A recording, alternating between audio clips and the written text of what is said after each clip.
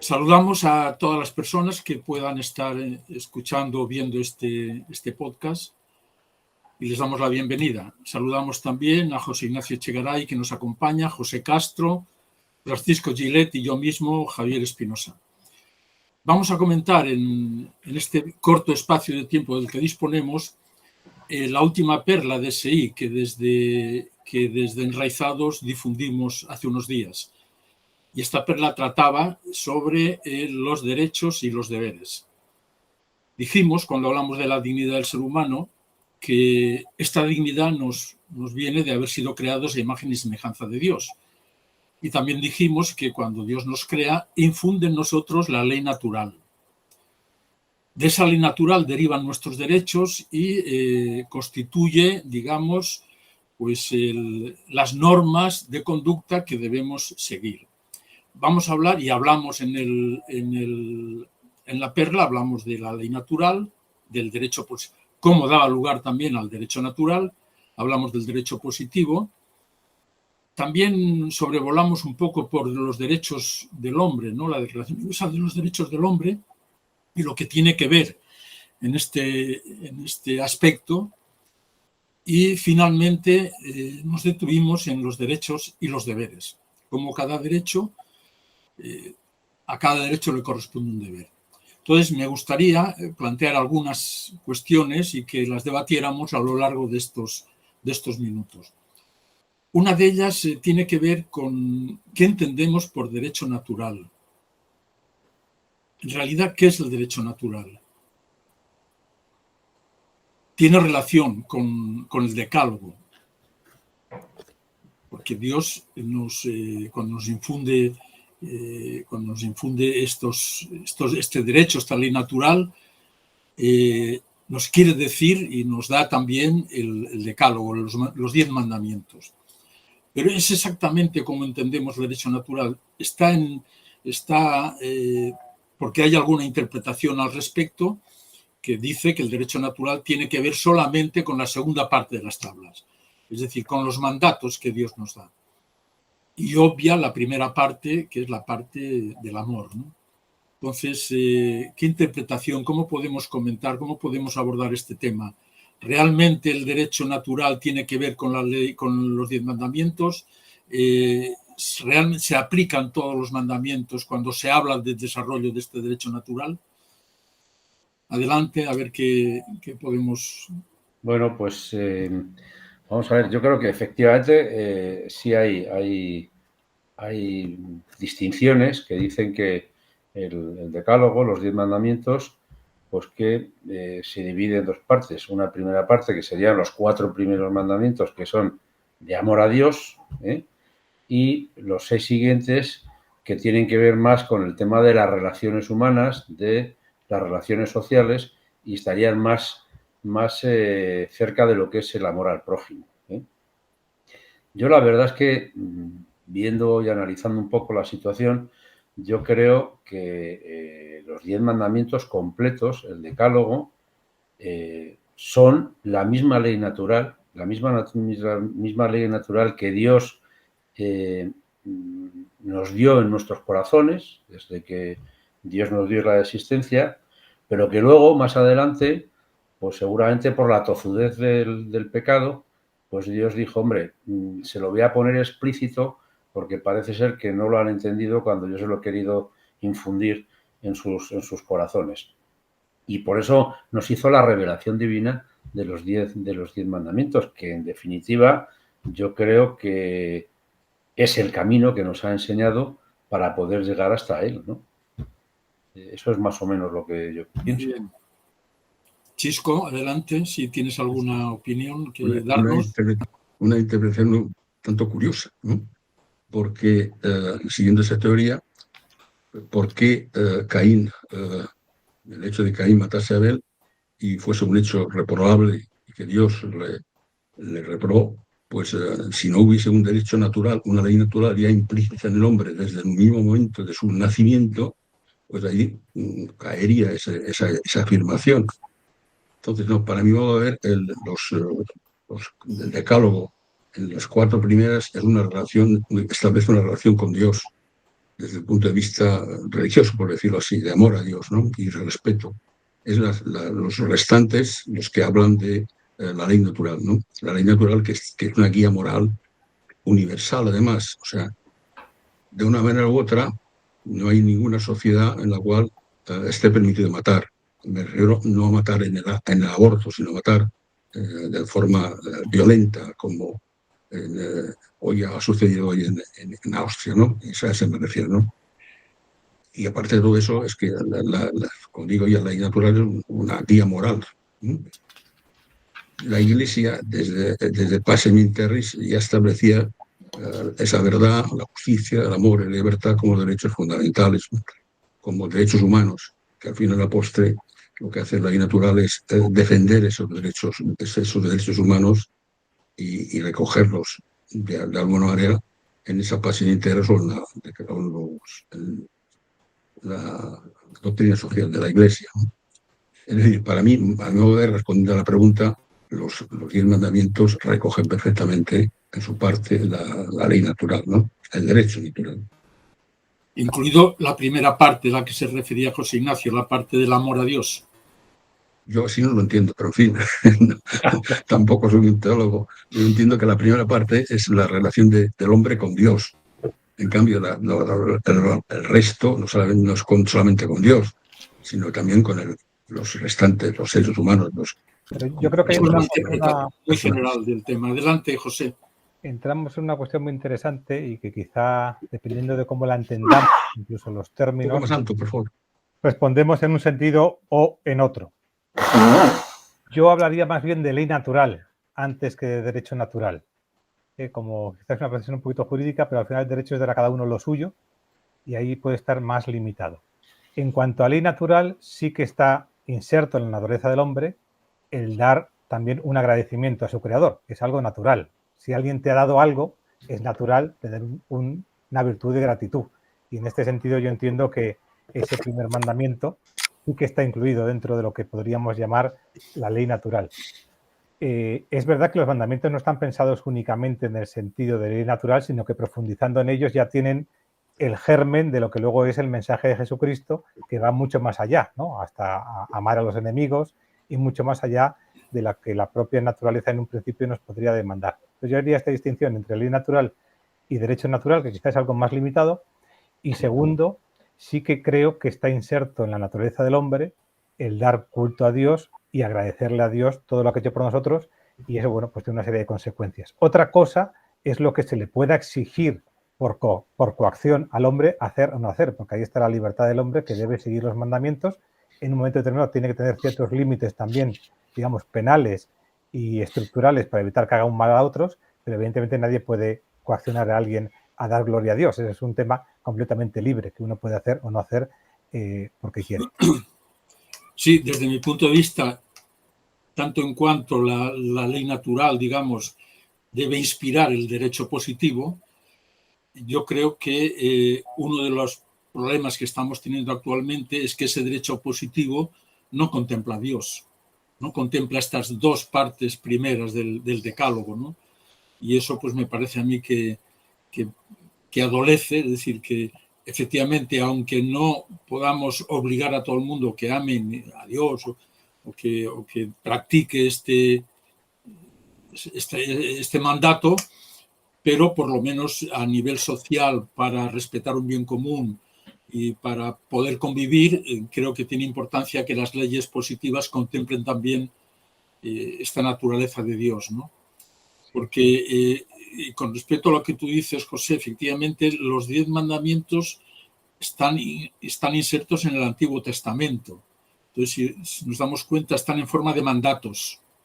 No matarás, no fornicarás, no robarás, etc. Sin embargo, en el Nuevo Testamento Jesús le da la vuelta y lo positiva. Es decir,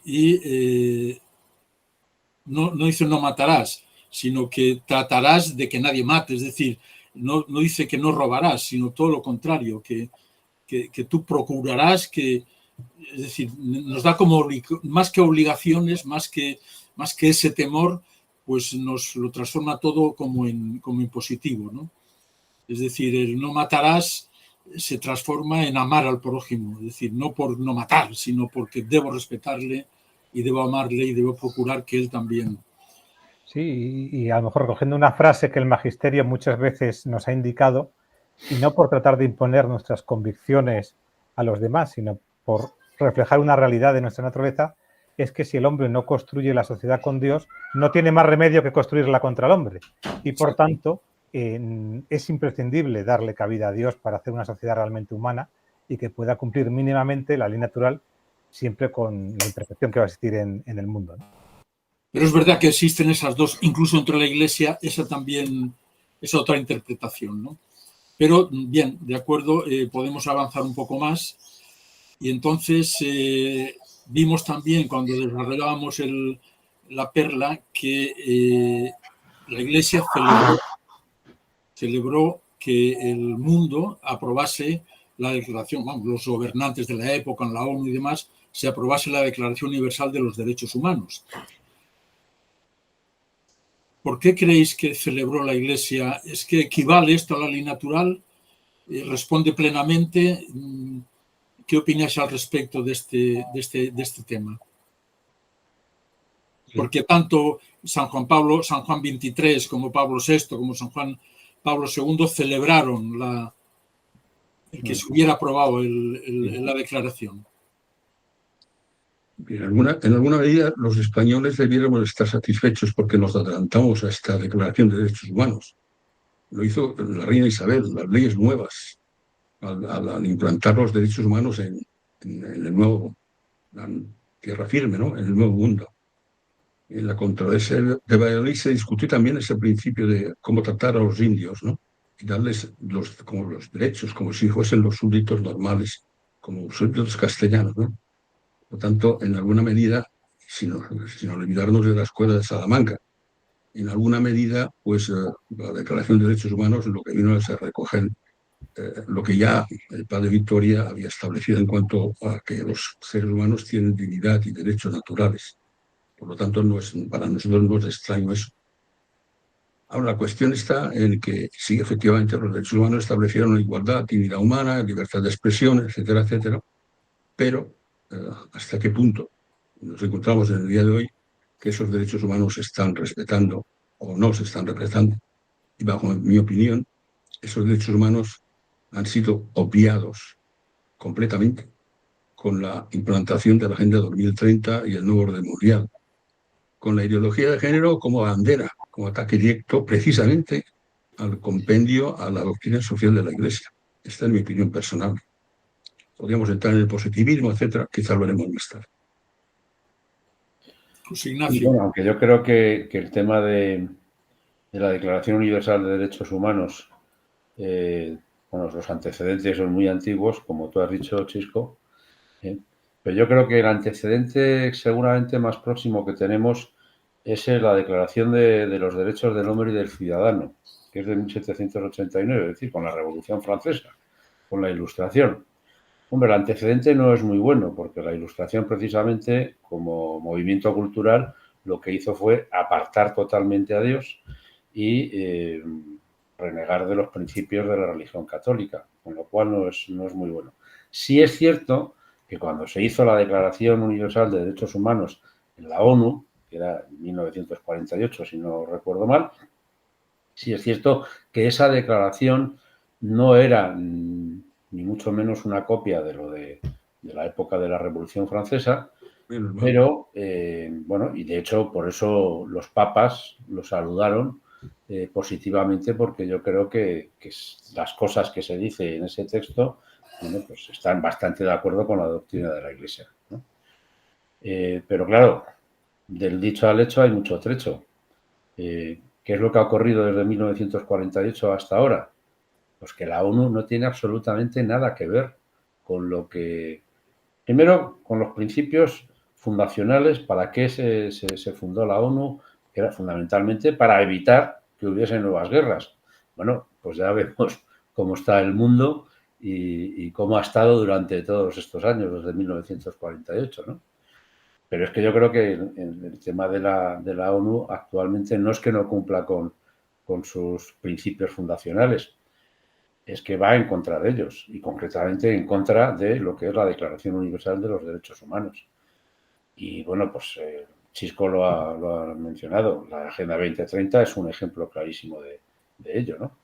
Entonces yo creo que la ONU se ha alejado totalmente de eso y además está siendo utilizado como una plataforma por personas de gran influencia a nivel mundial, como puede ser Bill Gates, como puede ser Soros, etcétera, etcétera. Y entonces, bueno, yo creo que ya no sirve para nada. Sí, sirve para una cosa, para desde la idea del globalismo seguir sembrando el mal en el mundo. José. Bueno, poco que añadir. Estando totalmente de acuerdo con Chisco y con José Ignacio, yo lo que podría señalar, que quizá también en algunos momentos algunos sectores de la Iglesia lo han podido señalar, y conectándolo con lo que antes comentábamos, es que sin el reconocimiento de una naturaleza de la persona, del hombre, como criatura y por tanto sin el reconocimiento de la existencia de Dios, que es el que nos da esa naturaleza que podemos reconocer y aceptar, pues cualquier declaración puede tener los pies un poquito de barro, con independencia de las buenas intenciones que en su origen pudiera tener. Entonces, parece evidente que reconocer el derecho a la vida de todos o la libertad de educación de los padres, a priori, pues es algo muy positivo. Luego, efectivamente, el desarrollo no ha sido tan positivo como ya han explicado José Ignacio y Chisco y no quiero abundar, pero quizá el único pero que yo pondría en cuanto al origen es no dejar bien claro que el fundamento único puede ser la existencia de un creador que nos ha dado esa naturaleza de una forma muy clara y muy llana. Sí. Efectivamente, que el sentido, la trascendencia del hombre, si no se tiene en cuenta, la vida no tiene más sentido que el pasar por ella de la mejor manera posible, disfrutando de todos los placeres posibles y sin ningún compromiso de cara al futuro, porque no hay futuro, ¿no? Claro, esto es al final postre, el positivismo lo que hace es recoger en la parte del derecho ese pensamiento, esa falta de trascendencia de la vida. Se legisla de acuerdo con no las necesidades del bien común, sino para las necesidades concretas en momentos y hechos y personas concretas, ¿no? Lo estamos viviendo en estos momentos perfectísimamente. Y ese positivismo está implicado también con el relativismo que trae consigo y que no distingue el bien del mal, sino que todo es según nos convenga y de acuerdo con ese fin último. Incluso la democracia, ese sistema del cual se habla tanto y tanto, o sea, la democracia al final postre no es un medio para alcanzar unos objetivos de bienestar, de libertad, de igualdad, sino un fin para conseguir un bienestar de las personas, de los políticos, bien sea en personal, bien en grupo. Lamentablemente, el sistema democrático en todo el mundo, no solamente en España, sino en todo el mundo, ha ido degenerando por esa casta, entre comillas, política que estamos viviendo, estamos soportando desde hace muchísimo tiempo. Bueno, sí, no, yo un poco en la línea que decía José, creo que es lo que adolece, es la falta de trascendencia, como tú dices, Chisco, el no contemplar a Dios en la legislatura, en los derechos naturales. Y yo creo que ese es el mal que viene desde hace varios siglos y que nos ha conducido hasta aquí. Es decir, la falta de Dios, ¿no? Por lo tanto, los derechos humanos creo que son buenos, creo que de alguna manera pues respetan o tratan de respetar la dignidad, porque además en el preámbulo lo dice, ¿no? Es decir, la dignidad del ser humano, para eso se hacen estos derechos. Creo que los gobernantes de la época tenían esa buena voluntad, pero ya habían prescindido de Dios, ya venía de siglos atrás, desde principios, desde la Ilustración, ya Dios había desaparecido de la sociedad. Por lo tanto, creo que es eso de lo que adolece, a pesar de ser, por eso la Iglesia los celebra, porque al menos era un paso en el respeto de la dignidad de la persona. Pero desde luego no eran completos y de hecho pues se ve que tampoco han conseguido que ni siquiera que se respeten, ¿no?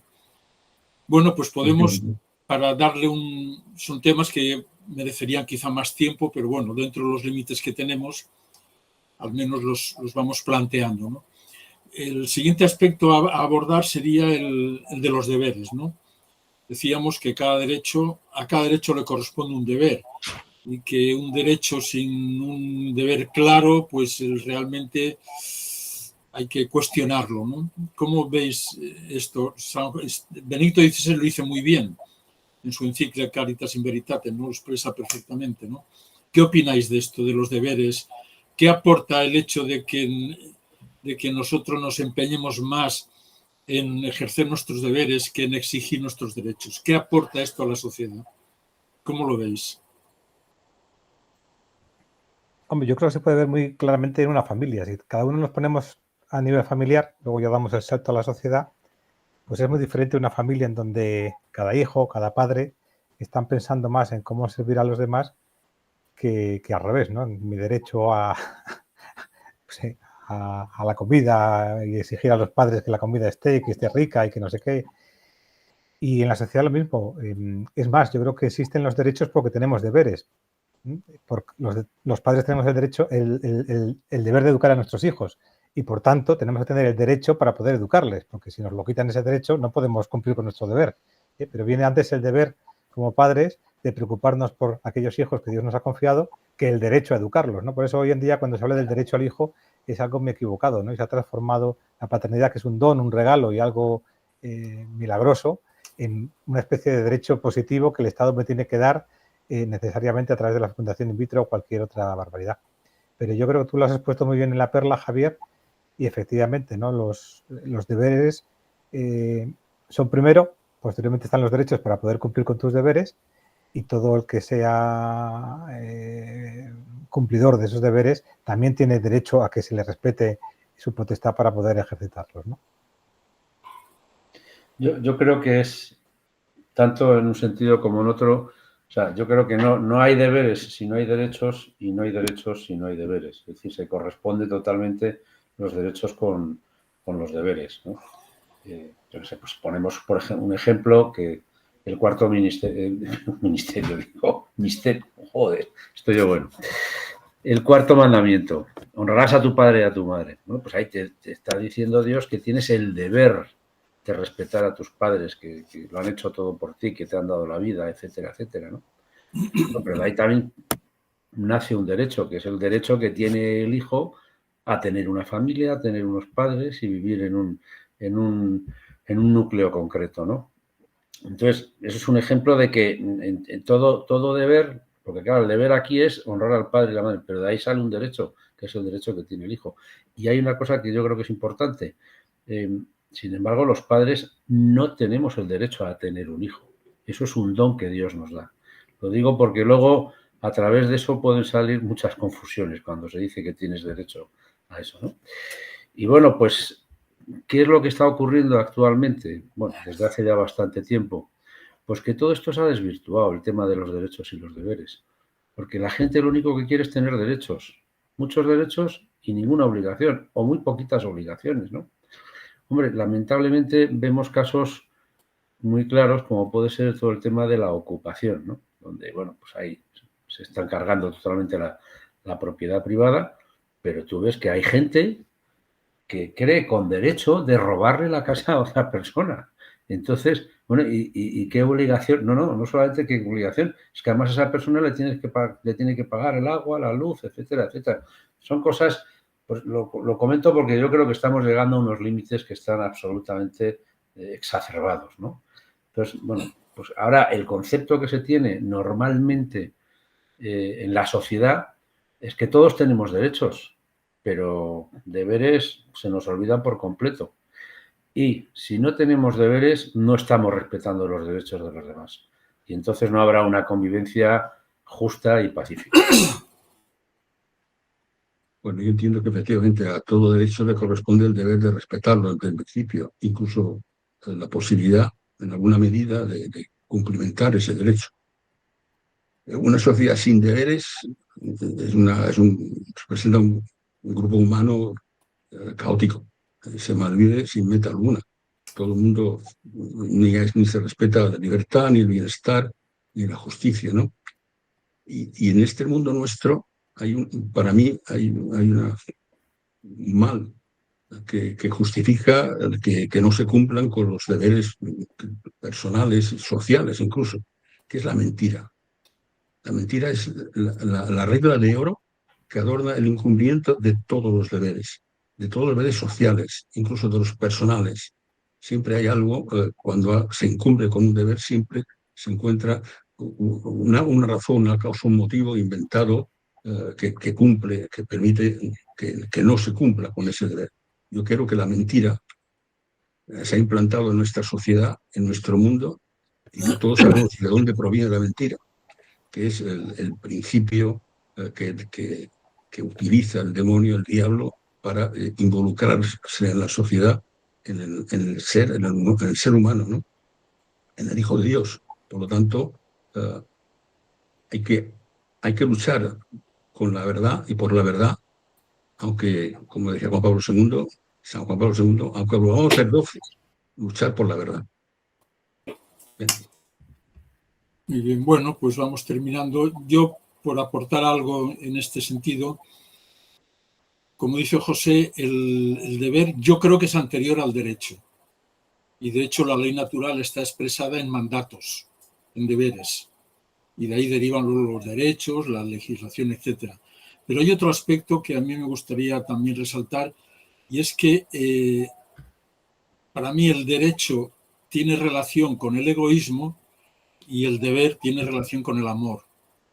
Es decir, los católicos debemos de pensar en nuestros deberes, no por coacción, sino porque amamos. Y el amor automáticamente me tiene que llevar a cumplir mi deber con todos los demás. Amar el primero, amar a todos, etc., ¿no? Y de ahí emanan pues, el hecho de que la sociedad en ese sentido, desde mi punto de vista, se cohesiona mucho más, porque es algo así también como de los derechos, es como si yo tengo una cesta de manzanas y todo el mundo tiene derecho a las manzanas, por lo tanto todo el mundo, cada uno coge su manzana y se acabó, ¿no? Y el deber es otra visión del mismo tema. El deber nos obliga a que en esa cesta siempre haya manzanas y que yo aporte también las manzanas que me corresponden como tal, ¿no? Por lo tanto, un poco me he enrollado, pero lo que quería decir es que para mí el deber tiene mucho que ver con el amor y el derecho, exigir los derechos, tiene más que ver con el egoísmo. A pesar de que es legítimo, de que es efectivamente, tenemos derecho a exigir nuestros derechos, ¿no? Sí, más adelante, José Ignacio. No, es que es una cosa que se me había quedado en el tintero. Que digo, está tan desvirtuado el tema de los derechos y de los deberes que a mí me parece que es una barbaridad, por ejemplo, que la propia legislación le dé a los delincuentes la posibilidad de negarse a declarar delante del juez. Bueno, los delincuentes o no delincuentes, hasta que no le sentencien no tendrán la calificación de delincuentes, ¿no? Pero yo creo que las propias leyes están permitiendo cosas que a mí me parece que son auténticas aberraciones. No, usted tiene obligación de contarle al juez. Otra cosa es que usted mienta, pero no puede darle a usted el derecho de decir, no, ya a usted no le cuento nada. A mí me parece que eso es una barbaridad. Y esas leyes, bueno, en Estados Unidos existe desde hace muchísimo tiempo, pero es que en España ya no quiero decir qué gente está utilizando eso, porque lo conocemos todos. Pero vamos, es muy reciente, ¿no? Sí. Bueno, hay cosas de derecho penal, derecho positivo, que quizá tienen su razón de ser. Seguramente Chisco nos lo podría explicar mejor. Pero al escucharos sí que me ha entrado una duda quizá o un comentario que es que sí que es verdad que yo creo que existen ciertos derechos aunque uno no pueda ejercitar ningún deber. Es decir, estoy pensando en el niño por nacer, en principio no podemos esperar que él ejercite ningún deber, salvo el deber, digamos, potencial de desarrollarse como persona, bueno, que todavía no tiene ninguna posibilidad de hacerlo por sí mismo, ¿no? O una persona enferma terminal, pues tiene sus derechos, igual no tiene ahí ninguna posibilidad de... Es que siendo cierto, pues además es lo que yo comento también previamente, también hay que tener en cuenta esta dimensión de que la dignidad de la persona tiene una serie de derechos con independencia de que en un momento determinado pueda ejercitar o no un deber. Y luego el tema de que a veces para ejercitar los deberes tenemos que ser muy exigentes con nuestros derechos. Eso se ve, por ejemplo, en el tema de la educación. Para poder realmente cumplir el deber como padre, que hoy el Estado no nos permite, porque no permite elegir la educación para nuestros hijos, nos trata de meter ahí con calzador el adoctrinamiento, tenemos que ser muy perseverantes y defender con uñas y dientes y con todas nuestras armas el derecho a la educación, ¿no? O sea, que una cosa también muchas veces está relacionada con la otra, por ver también el lado positivo de los derechos y no solamente relacionarlo con un amor desordenado a uno mismo, quizá. Muy bien, pues no sé si no se agotan los temas porque son de mucha profundidad y el tiempo pues lo tenemos también limitado, pero bueno, si no queréis añadir nada más, lo dejamos aquí. Hacemos correr este podcast y que sirva para que otras personas también lo vayan reflexionando. Muy bien. Muy bien. Pues si no tenemos nada más, buenas tardes y gracias a todos por vuestra participación y a todos los que puedan ver este vídeo, también que les sirva y que les ilumine para su propia reflexión. Sí. Y egoístamente, Javier, que nos den un like, aunque no lo hayamos hecho muy bien. Vale. Hemos puesto nuestra mejor voluntad. Exactamente. Muy bien. Muy bien. Pues muchas gracias. Muchas gracias Hasta a la ti, próxima. Javier. Hasta la próxima. Buenas tardes.